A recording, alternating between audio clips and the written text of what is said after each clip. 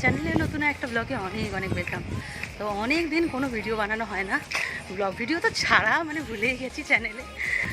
আজকের আমি আর গৌতমবাবু একটু গড়িয়াহাটের দিকে যাচ্ছি। সকাল থেকে ওয়েদারটা ভীষণ সুন্দর, ঝোড়ো হাওয়া, মানে এত ঝোড়ো হাওয়া হচ্ছে বলার মতো নয়। সব জায়গায় বৃষ্টি হচ্ছে কিন্তু এইখানে এখনও অবধি বৃষ্টি হয়নি। তো গড়িয়াহাটে যাচ্ছি এই কারণে, আজকের আজকের রাতে একটা বার্থডে পার্টি রয়েছে, তার গিফট কিনতে গড়িয়াহাট যাচ্ছি। বাকিটা ভিডিও দেখতে থাকো, জানতে পারবে সবটাই। তো চলো এখান থেকে ভিডিওটা শুরু করলাম, দেখতে থাকো। প্রথমেই বাসে যাব বলে বাস স্ট্যান্ডে গেছিলাম, কিন্তু আকাশের অবস্থা দেখে সিদ্ধান্ত চেঞ্জ করলাম, শেষমেশ ক্যাব বুক করে নিয়েছিলাম। কেন কি জানি অন্য দিনের তুলনায় গড়িয়াহাট মার্কেট বেশ ফাঁকা ছিল। আর এদিকে তোমাদের গৌতমদা এতটাই ব্যস্ত যে আমার কলারটা অবধি ঠিক করেনি। বাড়ি থেকে ভেবেই এসেছিলাম বার্থডে গিফটটা শাহিনশা থেকে নেবো, চলো ভিতরে যাওয়া যাক। গিফট কেনা ছাড়া আলাদা কিছু প্ল্যান ছিল না, কিন্তু আমরা মেয়েরা এতটাই লুভি, বাজেট না থাকুক তাও একটু কিছু না কিনলে চলে না। এই ইচ্ছাকৃত হাঁটতে হাঁটতে চলে গিয়েছিলাম গড়িয়াহাট জুডিওতে। ঘড়িতে বাজে 9:45, একদম রেডি বার্থডে পার্টি যাবো বলে। তো গড়িয়াহাট থেকে অনেক আগেই চলে এসেছি, প্রায় 6টা নাগাদ গড়িয়াহাট থেকে চলে এসেছি। সে হঠাৎ করে এমন ঝোড়ো হাওয়া উঠেছে, আমরা ভাবলাম বিশাল জোর ঝড়টর হবে, তাড়াতাড়ি করে বেরিয়ে আসলাম গড়িয়াহাট থেকে। তো আপাতত সেরাম বৃষ্টি কিছুই হয়নি। আর গড়িয়াহাট দিয়ে টুকিটাকি অল্প কিছু জিনিস কিনেছি, আর ওই যে বললাম যে বার্থডে গিফটটা কিনেছি। এখন যাব অ্যাক্রোপলিস মল। অ্যাক্রোপলিস মল আমার বাড়ি থেকে মানে গাড়িতে 5 থেকে 10 মিনিট। আজকের আমাদের বার্থডে ভেন্যু হচ্ছে অ্যাক্রোপলিস মল, বারবিকিউ নেশন। তো দেখাই কী কী কিনেছি সেটা আগে দেখিয়ে নিই। স্টুডিও থেকে উৎসার জন্য 2টো টি শার্ট নিয়েছি, আমার ভুটুবাবুর জন্য একটা নিয়েছি, কালেকশন একদম জুডিও তো কিচ্ছু ছিল না, এই ভুটুবাবুর জন্য একটা নিয়েছি। আর একটা এই শর্ট যে নাইটি ফ্রকগুলো হয় সেই একটা নিয়েছি। সামনে আবার ভেলোর যাব যেহেতু, 2টো নাইটি নিয়েছি গড়িয়াহাট থেকে, এই 2টো, বাবারে বাবা, এই 2টো নাইটি। কালারগুলো কেমন হয়েছে একটু বলো আমাকে। কিনতে গেছিলাম এই বার্থডে গিফট এই শাহিনশা থেকে। সুমন্তদার আজকের বার্থডে যেহেতু, এই সুমন্তদার জন্যে পাঞ্জাবি আর একটা পাজামা নিয়েছি।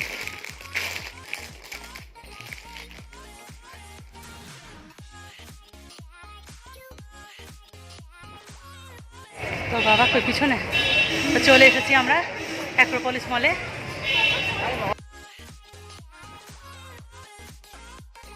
অ্যাক্রোপলিস মলের 3rd ফ্লোরে রয়েছে ফুড কোর্ট, আর ঠিক 4th ফ্লোরে রয়েছে বারবিকিউ নেশন, একদম চিলিসের পাশে।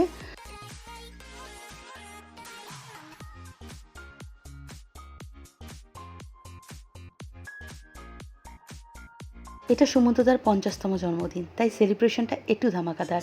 মেয়ে আমাকে ভিডিও করে দিচ্ছিল, কিন্তু সুস্মিতা ওকে তাই ডাকছিল যাতে সবাই মিলে একটা ফটো তোলা যায়।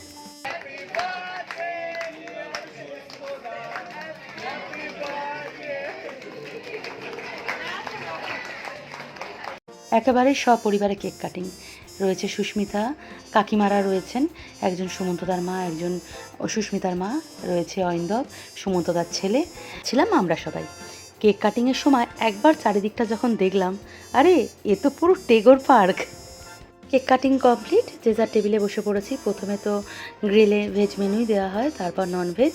এই ক্রিস্পি কর্নটা আমার দারুণ লাগে। বারবিকিউ নিয়ে আগে অনেক ভিডিও করেছি, সুতরাং আজকের আর বেশি কিছু বলবো না, খাওয়ায় কনসেন্ট্রেট করব। 7 করে চিংড়ি নিয়েছিলাম ঠিকই, কিন্তু আর খেতে ইচ্ছা করেনি, এই 2টো গৌতমকেই তুলে দিয়েছিলাম। আর এই রিফ্রেশিং ড্রিঙ্কসটা নিয়ে কোনো কথা হবে না, জাস্ট ওয়াও ছিল। খেতে ভীষণ ভালোবাসি, তা বলে কিন্তু বাফেটে খাওয়ার মতো আমার ক্ষমতা নেই। চলো এবার মেন কোর্সে কী আছে দেখা যাক। তো এখানে স্টিম রাইস ছিল, ছিল ডাল মাখানি, একটা কিছু সবজি ছিল, ছিল এখানে পনির ছিল, রাজমা ছিল, তো পরপরই ছিল ভেজে এই জিরা আলু ছিল। তো ভেজ তো আমি খাবোই না। এদিকে এই যে মিষ্টি পোলাওটা ছিল ভীষণ টেস্টি ছিল। মাটন, এটা নন ভেজে চলে গেছি, মাটন ছিল, আর ছিল চিকেন আর এগ। আর এই আমাদের ছোট্ট ঋষিকা, বলাটা ভুল হবে, আমাদের ছোট্ট ঋষিকা অনেকটাই বড় হয়ে গেছে। একে দেখেই বুঝতে পারি বয়সটা শুধু ওদের বাড়ছে না, বয়সটা আমাদেরও বাড়ছে। আর এখানে ছিল স্যুপ। এবার একটু অন্য কাউন্টারে যাওয়া যাক, স্যালাড বা ডেজার্টে কী আছে একটু দেখা যাক। যার জন্মদিন তাকে নিয়ে কিছু কথা শেয়ার করি। সুমন্ততাকে নিয়ে কি বলবো, আমার চোখে দেখা এরম মানুষ খুবই কম আমি দেখেছি। এত ভালো একজন মানুষ কী করে হতে পারে আমার সত্যি জানা নেই। আমার তো মাঝে মাঝে মনে হয় ওনার মানে এই কলিযুগে না, ওনার সত্যযুগে জন্মানোর উচিত ছিল। একটা মানুষ এত কী করে ভালো হতে পারে আমার ভাবা জানা নেই। ওনার সাথে কথা বললে এমনিই মন থেকে একটা সম্মান চলে আসে। এত ভালো মনের মানুষ, সেরাম সব সময় একদম মাথা ঠান্ডা করে কথা বলে, গুছিয়ে কথা বলে, মানে ভীষণ ভালো। সবথেকে বড় কথা, আগে আমার ভীষণ অহংকার ছিল যে আমার হাজব্যান্ড এমন একজন যে কোনো নেশা করে না, না ড্রিঙ্কস না সিগারেট। কিন্তু সুমন্ততার সাথে আলাপ করে দেখতে পেলাম উনি তো সিগারেট হোক আর ড্রিঙ্কস হোক কিছুই করে না, তার সাথে উনি কোল্ড ড্রিঙ্কস বা চাও খান না, মানে গৌতমের থেকে ঊর্ধ্বে। তো সুতরাং এমনি আমার সম্মান ওনার প্রতি বেড়ে গেছে। নিজের খাওয়া শেষ করে চলে এসেছিলাম কী কী খাচ্ছে সেটা দেখতে। বাপ্পার প্লেটটা দেখে আমি তো দেখো কত আঙুরি গোলাপ যেমন নিয়ে বসে আছে। বার্থডের সময় যে কেকগুলো কাটা হয়েছিল প্রত্যেকের টেবিলেই সেটা সার্ভ করা হয়েছিল, কিন্তু এত কিছু খাবার মাঝে সেই কেকগুলো আর কেউ খায়নি। আর আমাদের এই ছোট্ট রেহানবাবু সেই কেকগুলোই এখানে বসে বসে খাচ্ছে মজা করে। 12টা বাজে, খাওয়া দাওয়া কমপ্লিট করে একদম নিচে চলে এসেছি। মল তো বন্ধ হয়ে গেছে, যেহেতু রাত 12টা হয়ে গেছে, পুরো লাইট অফ, মলের পুরো অন্ধকার, বাইরের আলোগুলো অফ হয়ে গেছে। কি কি এই তো এই তো কি হচ্ছে কি হচ্ছে, ওলে বাবারে জামা ছিঁড়ে যাচ্ছে, আমার জামা ছিঁড়ে যাচ্ছে। কি কি হচ্ছে, কি কি কি কি কি কি কি উফ, দেখ, চলো চলো গেট খুলি গেট খুলি।